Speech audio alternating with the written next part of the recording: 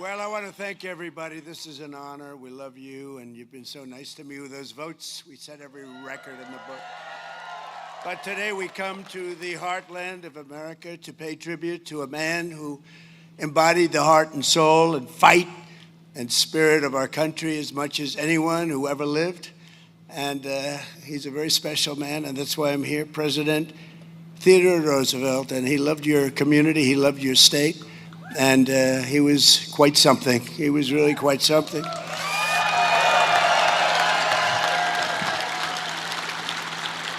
And here, beneath the wide open sky of the Badlands, I call it the Badlands. I said, what's that all about?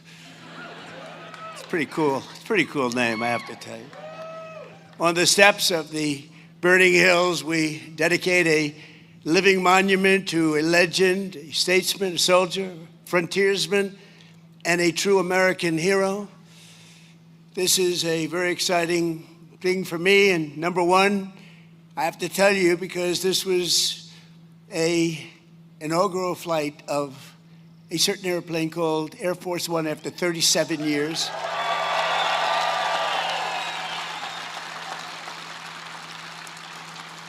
And it's a great plane, and we had a lot of fun with Doug and everybody coming over.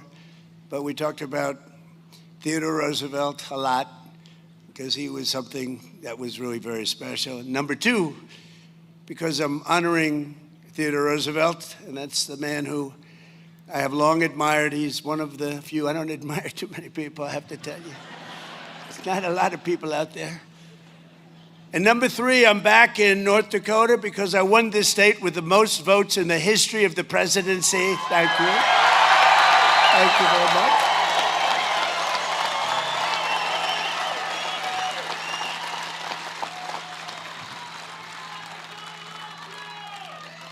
And number four, I have two teleprompters that aren't working, and here I stand.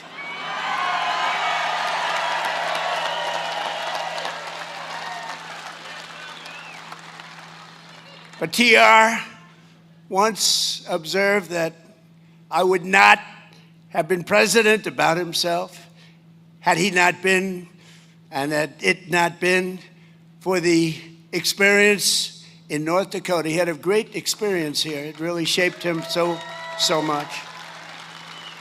So there could be no better place for this new national treasure than the Rough Rider state. I met some of the Rough Riders. They are Rough Riders. They're good riders, too. They were very impressive. Today, 107 years after he passed into eternity, Theodore Roosevelt's Presidential Library opens its doors, and the small town, but very great town, and today it's a very famous town because that's all they're talking about, of Medora, opens its arms to the entire world. The entire world is watching. It's not a big town, but it's a very powerful town because of what was left behind. I want to thank the thousands of people who worked so hard to make this project a reality, and you really did. You made it a beautiful reality. Very few places will top it. And starting with the man who put the library in its first funding, think of it, did so much. He raised so much money. He did so many different things. He really did. He had a very complete life when you think. He was a real man of many forms of genius, and without whom it would never have been possible, Secretary of the Interior. And I'll tell you what, I thought he was an oil man, and he wasn't. I saw him on a debate because this guy was actually going against me. Can you believe it? But I thought he was very impressive. I thought his wife, Catherine, was even more impressive, to be honest with you. And so impressive that I said, he's a good man. That guy's all right. But he's been fantastic. He's been a tremendous Secretary of the Interior and the best ever. There's never been a Secretary of the Interior like Doug Burgum. Thank you very much. Thank you. Never been.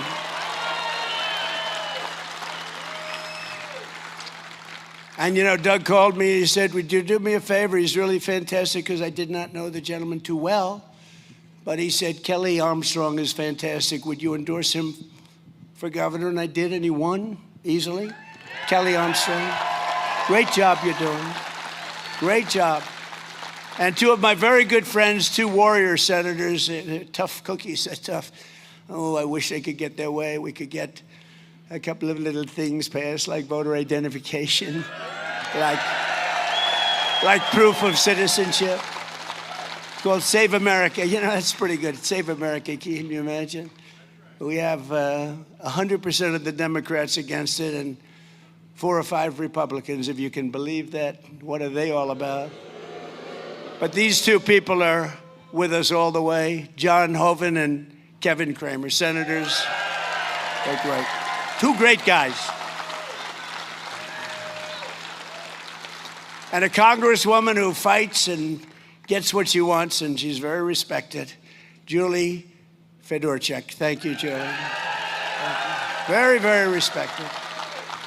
And we have our ambassador, Monica. Where's Monica? Monica Crowley. Fantastic. Acting Secretary of the Navy, Hung Cao. And we're building a lot of ships. North Dakota House Speaker, Robin Wise. Thank you. Thank you. Doing a great job. State House Majority Leader, Mike LaFleur. Mike. Thank you, Mike. State Senate Majority Leader, David Hogue. Thank you, David. And all of the members of the North Dakota legislature, I hear every single one. I'm not going to introduce you. You have no chance of that. I'll be here all day, but you're all here. We love you, and you've been with us from day one. Thank you very much. Thank you. And the CEO, who's done a fantastic job, he took me around. I thought it would be maybe 10 minutes, 5 minutes.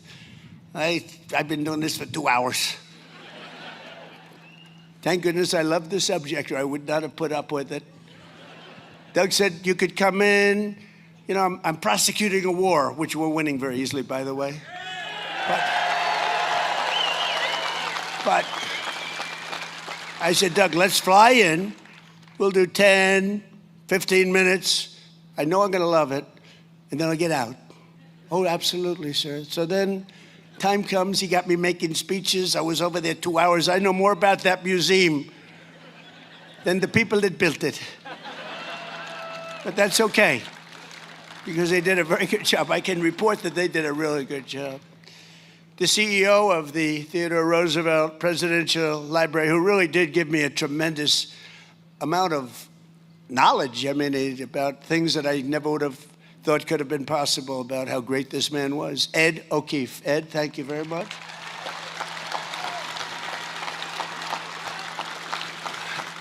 And two of my sons are here, Eric and Don.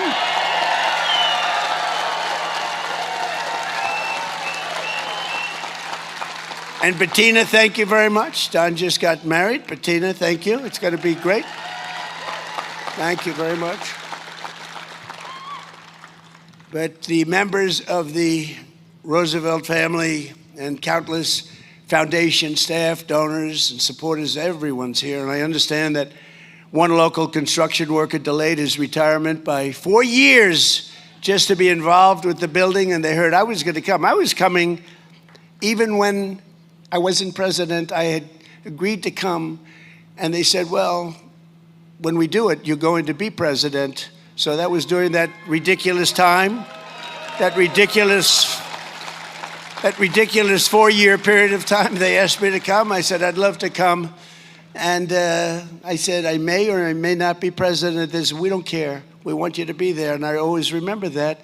But they said, you're going to win. You know that. If you run, you're going to win. It turned out we did quite easily, actually.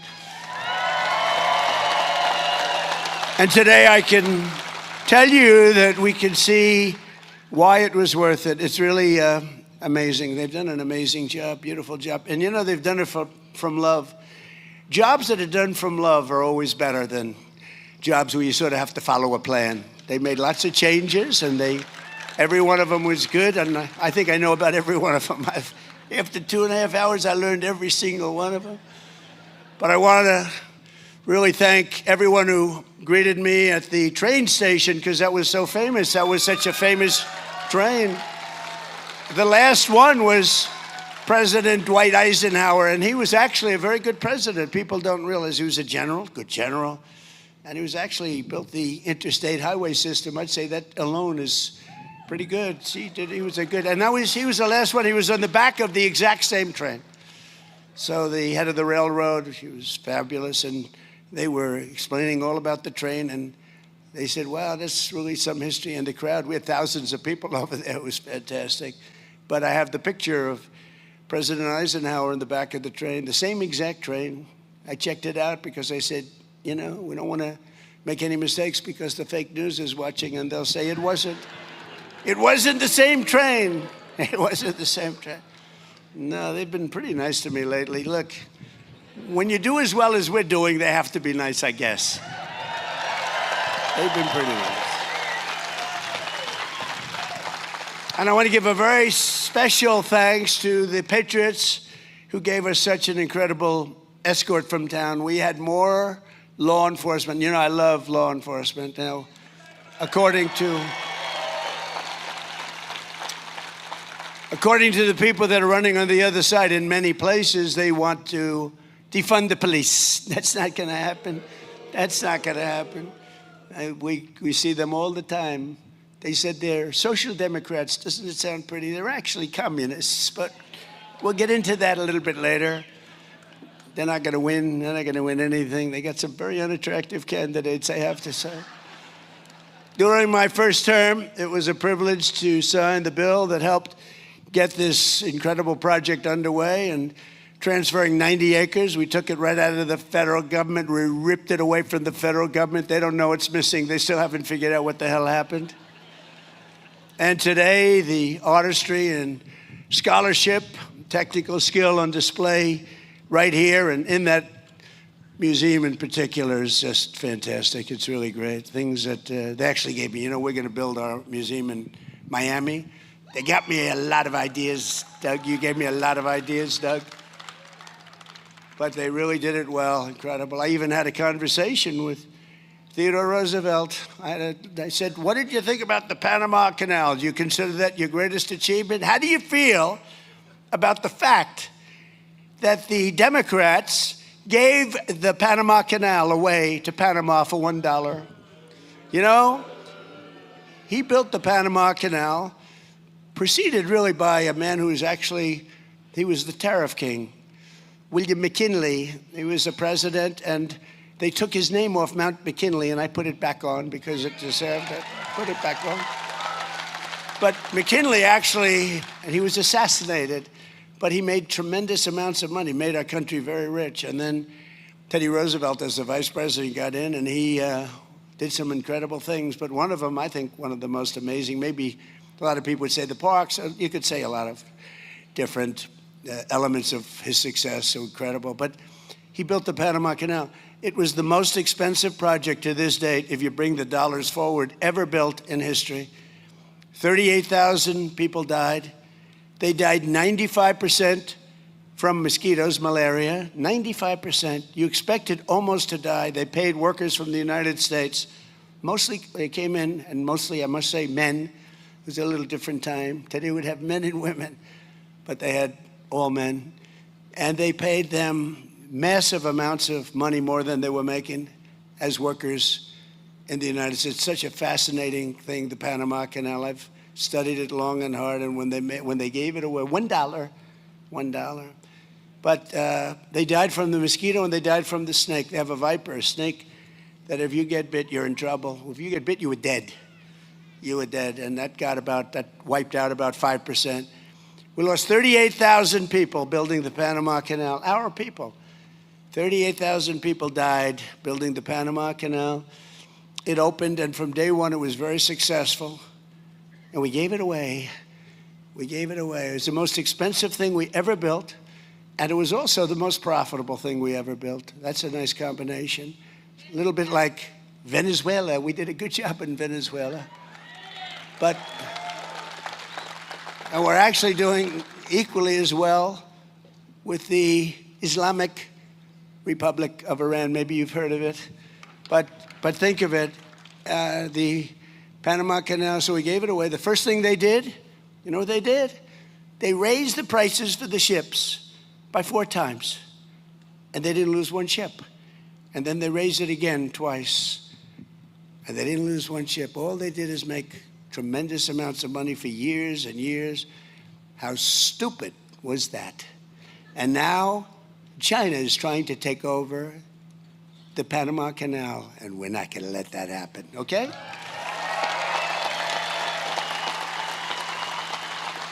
And that was not part of the script, because I don't really have a script, because this thing doesn't work. It's appropriate. The one on my right is slightly better than the one on my left. The one on my left is a waste of time. It's a little like politics. The one on my right is a little bit.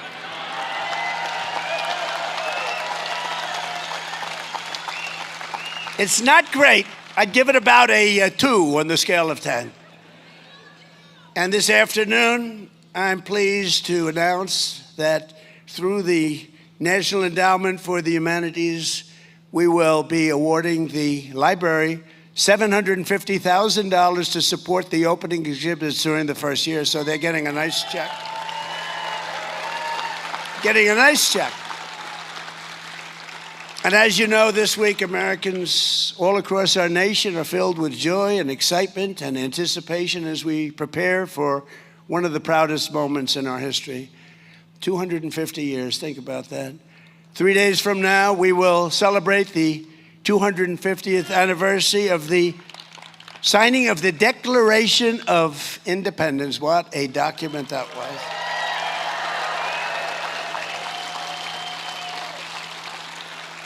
And this week, we look back on 250 years of glorious freedom, and we took so much time and so much effort. And by the way, on July 4th, it's going to be approximately 107 degrees out. And I'm going to go and I'm going to make a really long speech just to show that I can do anything.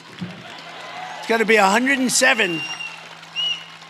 But you know what? They also predicted the fight that we had 3 weeks ago was unbelievable at the White House. They said a week before, 6 days, 5 days, 4 days, 3 days, 2 days, 1 day. They said it was going to rain. It's going to be horrible. You're going to have to cancel the fight. Sure, we're going to have to cancel. This was a big event. This was one of the highest rated fights in history. It was on CBS National on a Sunday night, not a Saturday night. Saturday nights are called Death Valley for television. I know a lot about ratings. But Sunday night's very good, and it was broadcast on CBS, a network, and it got among the highest ratings any fight has ever gotten. But they said it was going to rain, and I talked to Dana White. I said, Dana, I don't know, this is bad. Sir, it's 100% chance of rain. I said, you sure, like maybe 90? No, 100%, sir. So it was 7 o'clock, and it wasn't raining. Then it started at 8 o'clock, and we were going to delay it till 12 o'clock midnight. I said, that's not good. But it wasn't raining at 8 o'clock. And it wasn't raining at 8:30. And we had the fight on time. And it never rained. Never rained. So you never know about weather forecasting, do you? With all the money we spend all that money. That's happened before. We had a big march in Washington. You remember that? That was going to be rained out, sir. We're going to have to change it. Rained out, never rained. So we're getting pretty good at that. But this is a time to rediscover the indomitable spirit that built our country and all that will ensure America always remains the most exceptional nation on the face of the earth. We're not going to let communists get in our way. We're not going to let anyone get in our way. Not the communists. It's a very unattractive lot. They're not going to do it. They're not doing anything, those people, what they're doing. They're so stupid. They're so stupid. There could be no better place to begin this rediscovery than with the life, times, and passions of Theodore Roosevelt. He had great passion. The Colonel, they called him, was an American man of He was really a great he-man. He was an American man through and through. His chest swelled with American optimism, confidence, enthusiasm, pride. His heart beat with an unyielding sense of America's destiny and pride, and that pride was bigger. The biggest word for him, I think, was pride. He was a proud man. But I'm a proud man. I'm proud of our country. I'm proud that 2 years ago we had a country that was a laughingstock all over the world, and now we have the hottest country anywhere in the world, the most respected country anywhere in the world. But as a young boy, I saw that he loved Lincoln, and Lincoln's casket would pass through a nation torn apart by civil war. I don't know if you know that. I think Teddy Roosevelt, is probably his biggest. I was trying to get that today, and I think it came pretty loud and clear. Abraham Lincoln was the person that he most respected, most admired, most looked up to. He has a beautiful picture of Lincoln that he had in his one of his rooms, one of his very important rooms where he lived, and it's at the library. By the end of the 60 years, TR had transformed his country by the reach of his vision. He had a great vision, and by the force of his will, into one of the greatest places, one of the greatest empires, one of the most incredible countries, ready to take its rightful place as the strongest and most respected nation anywhere in the world. They didn't have people that they had no idea where they were. They didn't have people that couldn't walk up the steps. See those steps? They didn't have people that had no idea where the hell they were.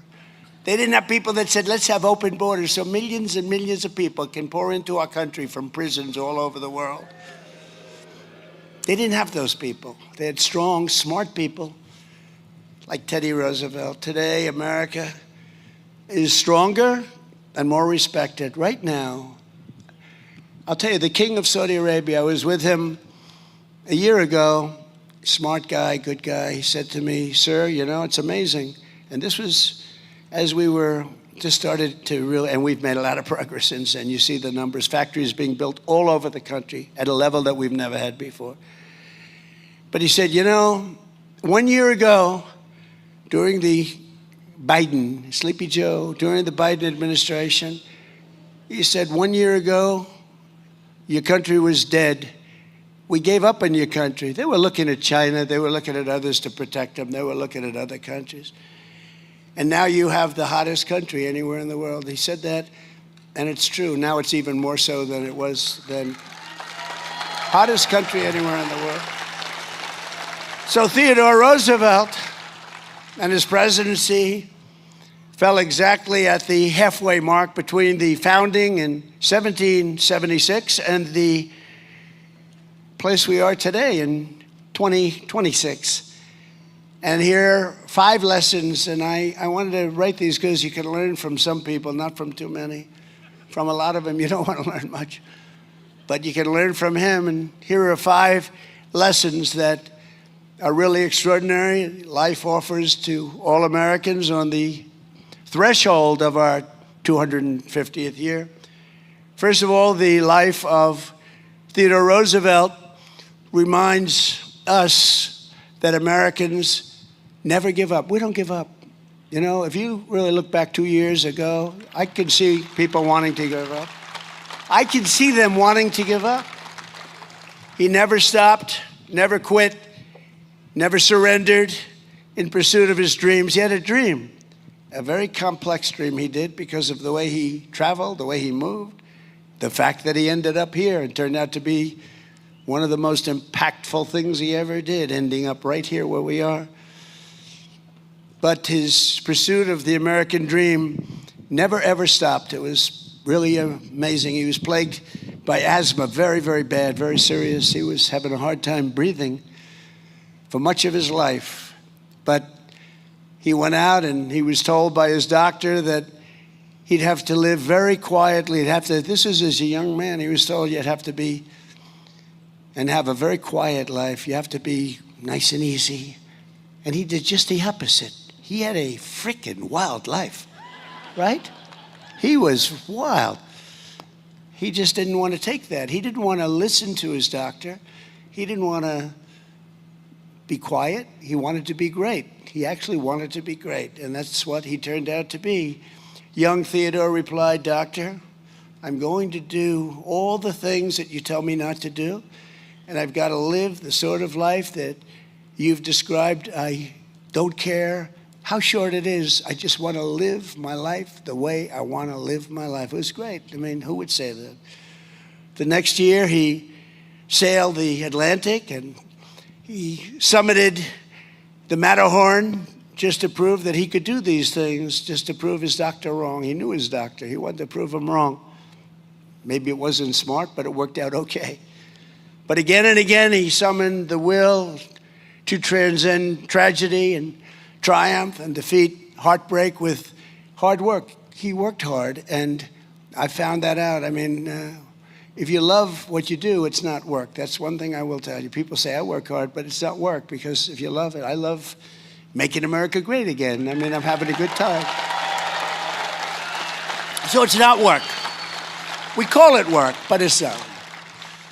In his library, we find his diary open to the page from 1884, when his mother and his wife died on the very same day in the very same house. Totally unrelated. Just a tragic moment, but unrelated. There wasn't an accident where both of them were killed. They just died. Then he came back home and he said, what happened? They're both dead. Different parts of the house, had nothing to do. It's just an amazing. Wife was very young, mother was older, but she was getting by. The light has gone out from my life, he wrote. But Theodore Roosevelt did not surrender to fate. He came here to Medora and made himself fate's master. I said, I want to be fate's master. He wanted to turn the tables, and he really showed that that's what Americans can do. That's what people can do, beyond Americans. That's what people can do if they really believe and they set their mind to it, and if they're competent.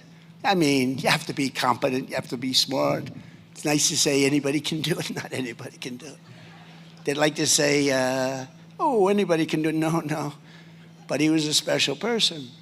He arrived at this town narrow-chested, 140 pounds. He looked pretty bad to the people here, because they're pretty tough people around here, never changed. He was sick. He was shattered from the death of these two people that he loved the most. And his body and his spirit were pretty much broken. Not broken enough, but pretty much broken. If they were broken all the way, he wouldn't have been able to do what he did. He left here 2 years later. He weighed 40 pounds more, and he was strong as an ox. They say it was 40 pounds of muscle. I don't know how the hell that happened. They didn't have modern-day drugs. Of course, the modern-day drugs don't do that either, do they? In fact, they actually take away the muscle. That's not good. How are we doing, doctor? Well, you lost a lot of muscle. That's not good. But we didn't have any of that. He was 40 pounds of steel, the vital man of vigor, who would become president of the United States not that long after he left. Wow, that's amazing. I know what it takes to do that. It's tough. As a sheriff's deputy, he heard 3 thieves had stolen the only boat in town, so he built another, and over 3 days chased the criminals 300 miles. He wanted all those poor criminals. We need a little bit more of that in our country, but we do pretty good. We have the best border we've ever had. We do pretty good. Think of it. We have the best border, strongest border. We went from the worst border in history in 3 months to the best border in history, so we do okay. But he was a man who could get crushed beneath a horse. He was crushed. Get up, and he kept riding. People said, you got to get back. We got to get you to, no, I'm going to keep riding.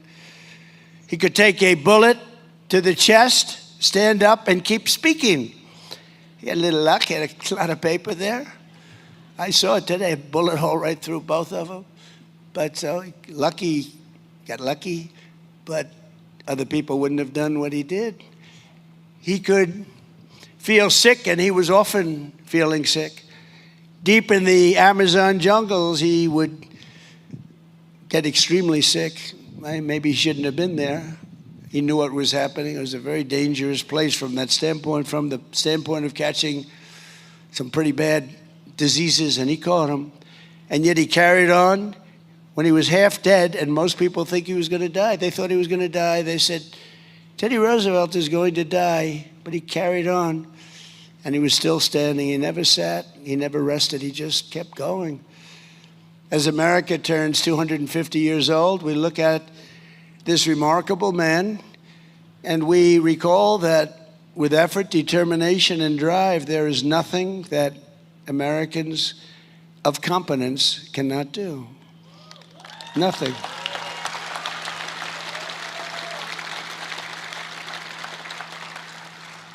Our ancestors were the people who raised up New York City from the marshes of Manhattan and then ventured into the Dakotas to carve up a life in the place that they called hell with the fires burned out. I don't know what the hell that's supposed to mean.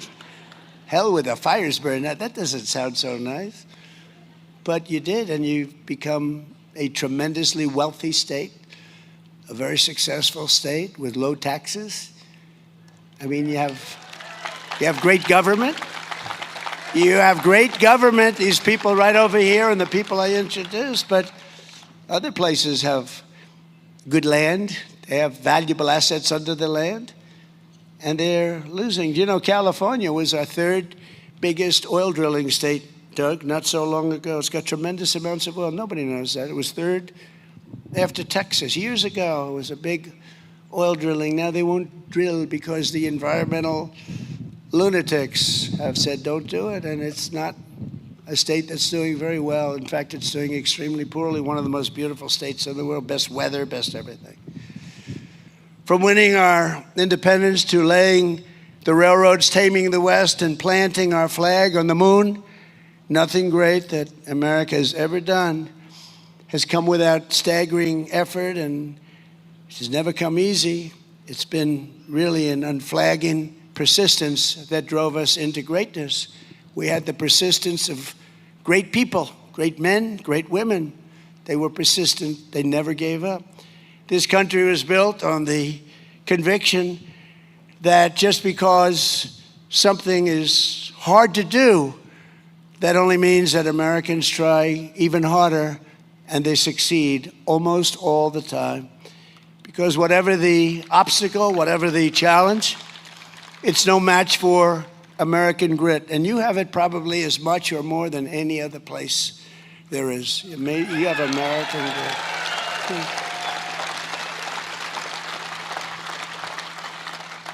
And second, Theodore Roosevelt reminds us all that to be a great nation and to be a free nation, we must have courage. Without courage, you have nothing. As TR once put it, freedom is not a gift that lasts long in the hands of cowards. How about that? It doesn't last long in the hands of cowards. What a great statement.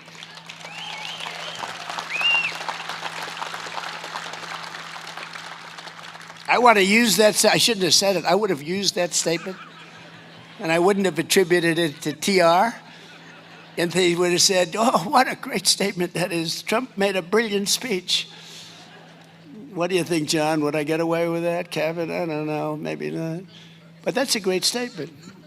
That's a beautiful thing to say. But in the West, he tracked a 1,200-pound grizzly. My two boys know all about that. I say, are grizzlies dangerous? Is a grizzly bear dangerous? I looked at Eric and Don. They know more about that stuff than any human being, I tell you. They said, they're real dangerous, Dad. I said, are they violent, bears? They said, they're really violent, right, fellas? You said they are violent, but that doesn't scare them. Just be scared, okay, and get the hell out of there. But we want to keep you around. But when it roared, a big one, and it wanted to strike him, and it was going rapidly there, very fast. I just learned that on a beautiful airplane coming over here. He shot it squarely between the eyes, and it fell, touching him but not able to destroy him. When he heard a man here threaten to kill him right here, one of your tough people, is he around by any chance? Would you please stand up? He rode to his house. He rode to the man's house, knocked on his door. The man threatened to kill him. He said, "I'm going to kill Roosevelt."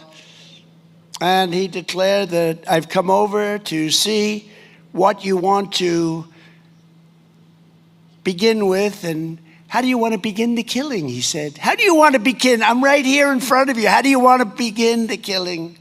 That's a little different kind of a guy. By a coincidence of history, it was exactly 128 years ago today that Colonel Roosevelt gave our nation one of the greatest examples of American courage the age-old chronicles of military valor have ever seen. After commandeering a ship to Cuba for the volunteer regiment, he personally raised and trained his incredible Rough Riders. The Rough Riders, I saw the Rough Riders. What the hell are the Rough Riders? Look at these guys. I wish I looked like that. If I looked like them, I would have been president 20 years ago. You guys are great. Thank you. They could really ride those horses. They let us in. They were going faster than the car. I said to my guys, "Is there any danger in the way they're riding?" "Yeah, there's danger, sir, but they're great riders." You guys are fantastic. Thank you.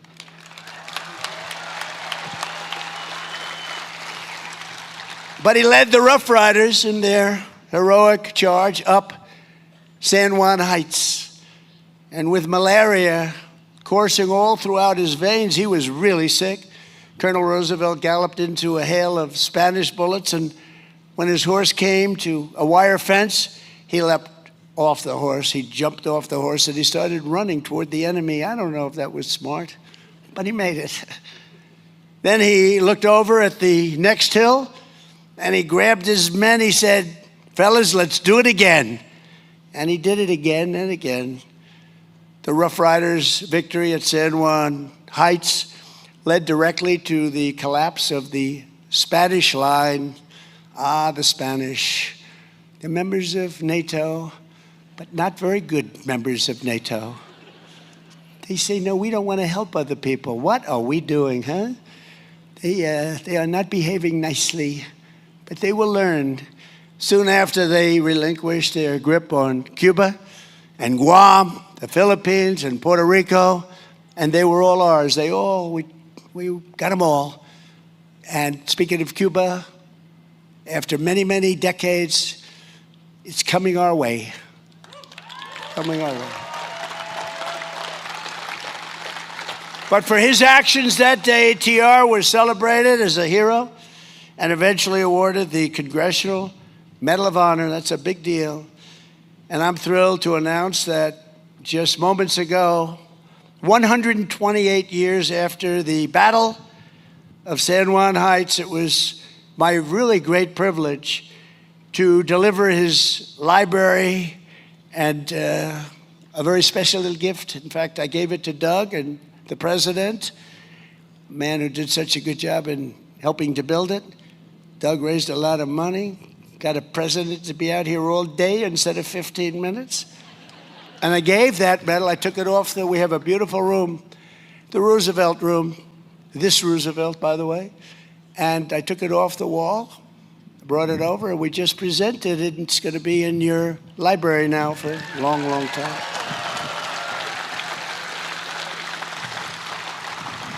And it'll be displayed alongside the Medal of Honor earned by his brave son. His son was brave. It's genetics, you know. It's like the racehorse theory, right?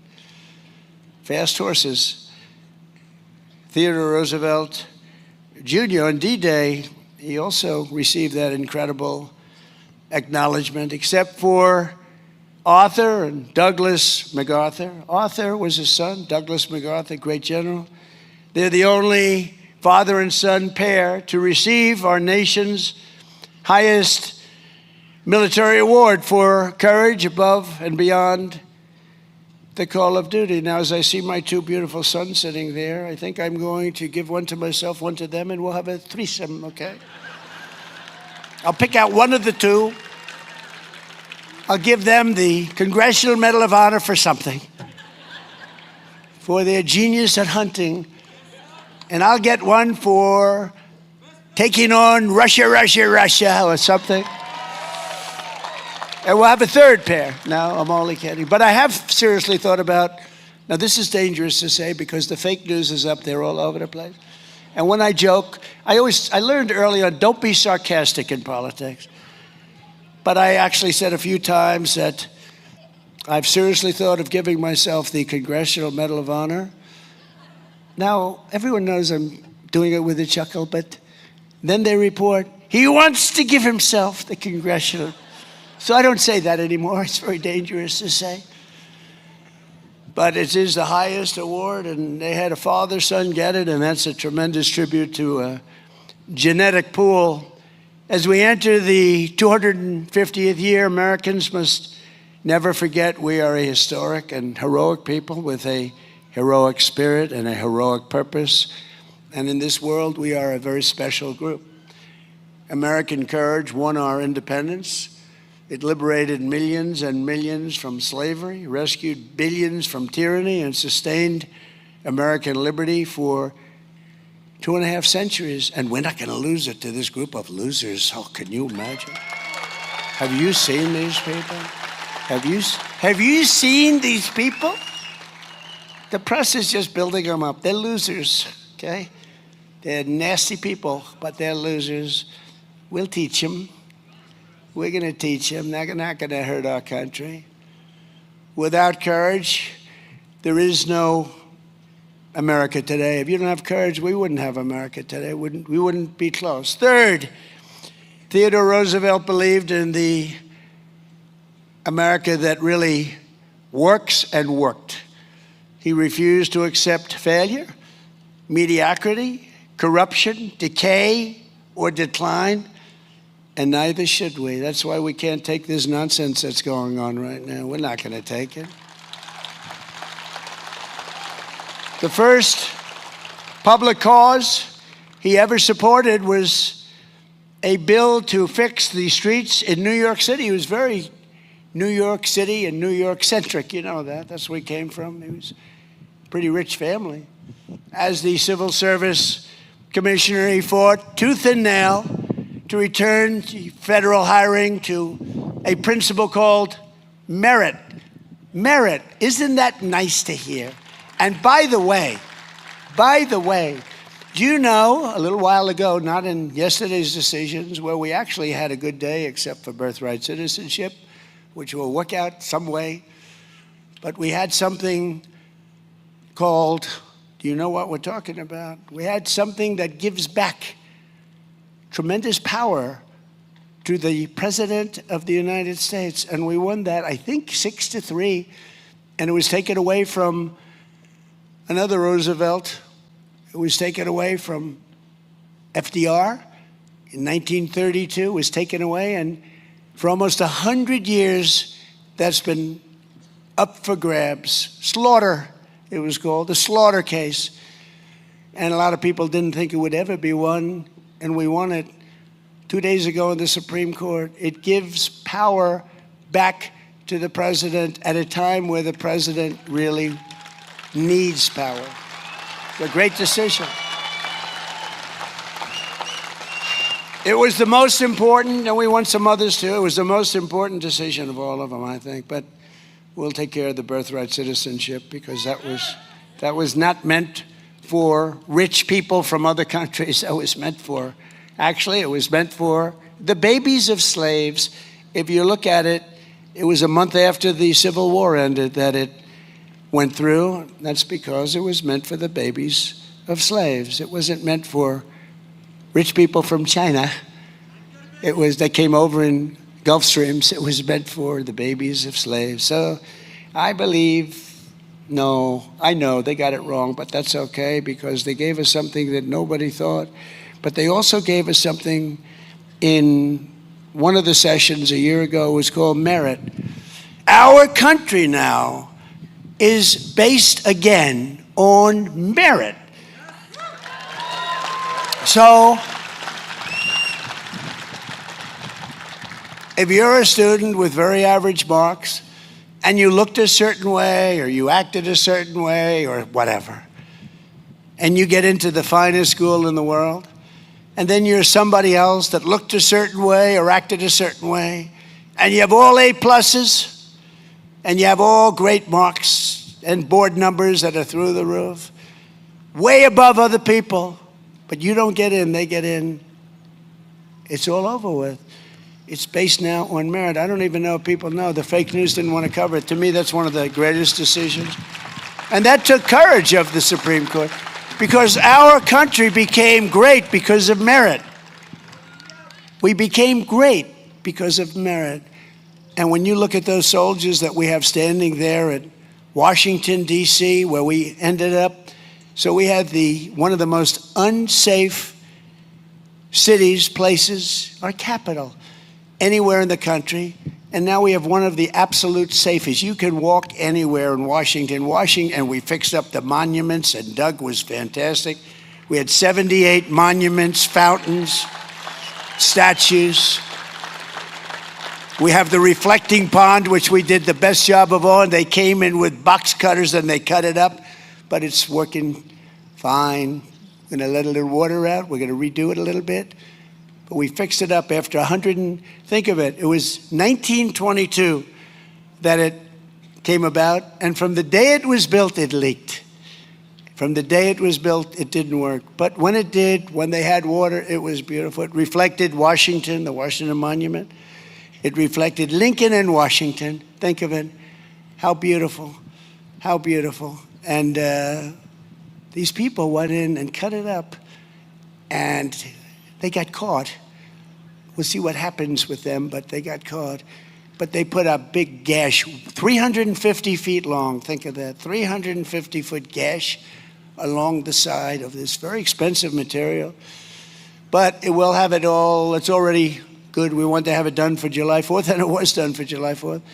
And it's operating right now, but we'll let a little water out, we'll fix it up very quickly, Doug, and it'll be just as good. But we have, for the first time ever, what they don't say, we spent a very small amount of money too. What they don't say is Barack Hussein Obama. Have you heard of him? Barack Hussein Obama spent tens of millions of dollars trying to fix it, and it was a disaster. Sleepy Joe Biden spent millions of dollars trying to fix it, and he was unable to do it. But we did it, and it works beautifully. It's a beautiful, we got rid of the algae, which they put in. They put in algae. Who the hell put in algae? They had a couple of people with signs, protect the algae. Can you believe this? This world has gone crazy.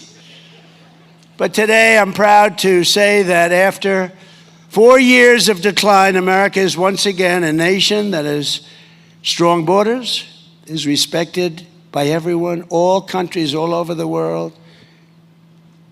They respect your president, and they respect you. When they respect your president, they respect you. And we solve problems, and we take things on, just like Theodore Roosevelt took things on. He took them on directly, right at them. He stared in their face. But our laws will be enforced. Our laws will be protected, and our law enforcement is respected again. You know, one of the things that I'm most proud of, when I was running in the campaign, and even before I announced, you could not get people to join the military. We had the worst years we've ever had under Sleepy Joe Biden. He had no idea what the hell he was doing. And people were ashamed of our country. And you couldn't get them to join. And then we had a beautiful day, November 5th, and we won it by a lot. We won by just a lot. It was incredible. We beat a woman named Kamala. We beat a brilliant young woman named Kamala who had no clue. She was the border czar. She never went to the border. She never called the border patrol. I said, fellas, you ever get a call from Kamala? She's the border czar. No, sir, she never called. I used to call them every other day. How we doing on the border? 2 months, and we had a border that was perfect. 2 months. But Kamala never called. And she never went. So for 4 years, she was the border czar. She never went to the border. It doesn't typically play out very well. And we had the worst border in the world. But these are the people that were running our government, and we were a laughing stock all over the world. Not anymore. They don't laugh at us anymore.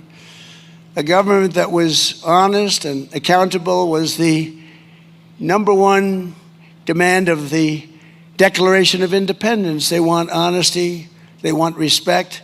And on this anniversary, we recommit ourselves to upholding that righteous legacy. And that's why I'm here. I'm in a state that I won by a landslide, but I won a lot of them by landslides, in all fairness. But this was a beauty. This was a beauty.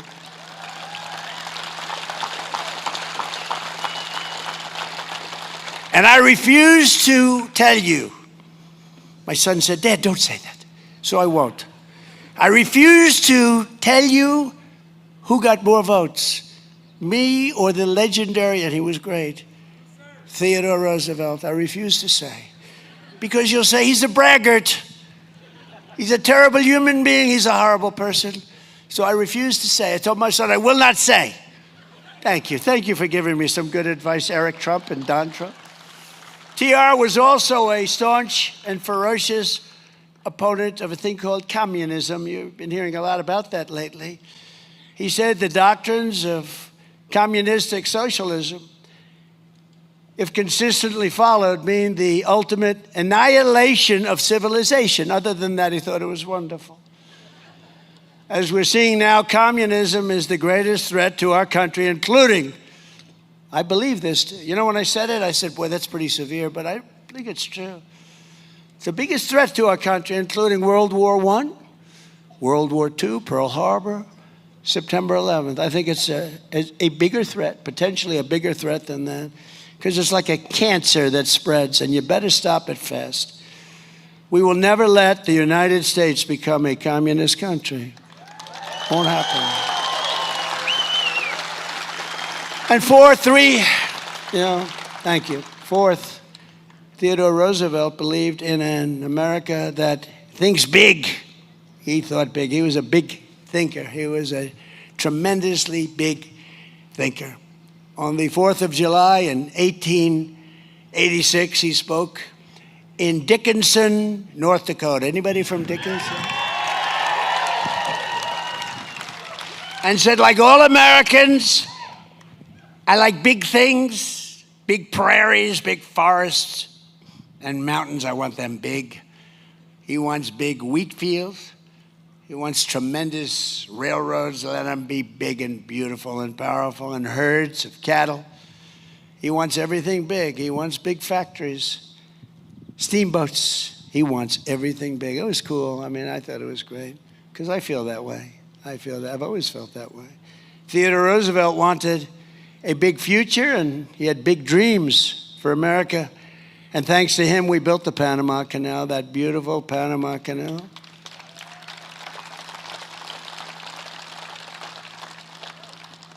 That is not managed the way it should be, but we won't talk about that now.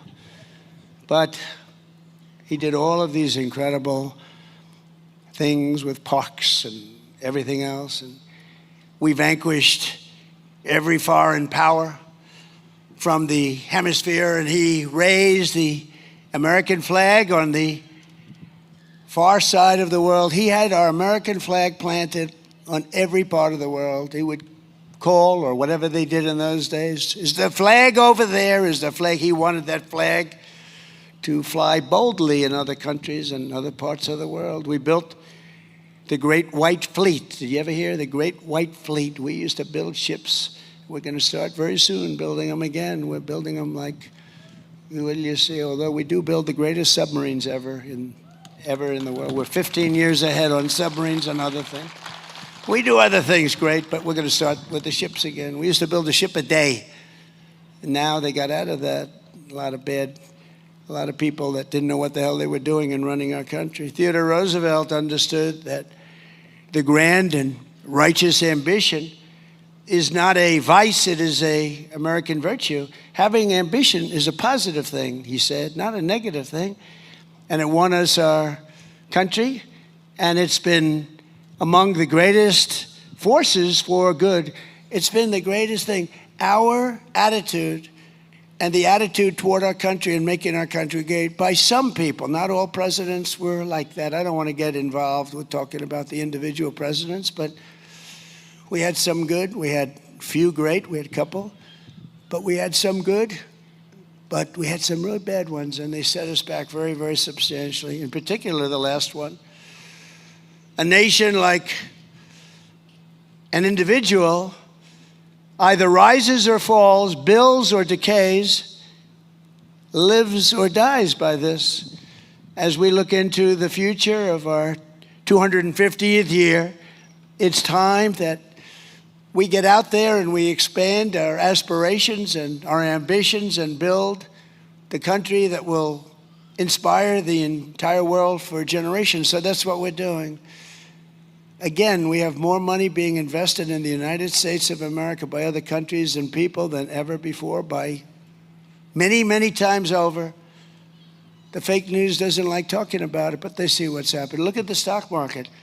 Every day it's hitting a new high. I think it's 82 times now. In a short period of time, 82. And that's a good thing, not a bad thing. And all of you that have 401ks, which are many. Who has a 401k? 401k, yeah. Big percentage of the audience. Everyone that has a 401k is setting records right now in your 401k. Your wife, your husband, your kids, they all think you're a genius. I'm the genius. I'm the one. No, I'm only kidding. No, I told the story the other day for the first time. A policeman came up to me, a big, strong, good-looking guy, and he said, "Sir, I want to thank you." He was almost sort of crying. I said, "What do you want to talk to me about, officer?" He was standing on the line. He was watching as I shook hands with people. Some of these people are extremely strong in shaking hands. They break your hand because they're so emotional. "Sir, thank you very much." A guy's an NFL offensive lineman. "Sir, I'd like to thank you very much." Why?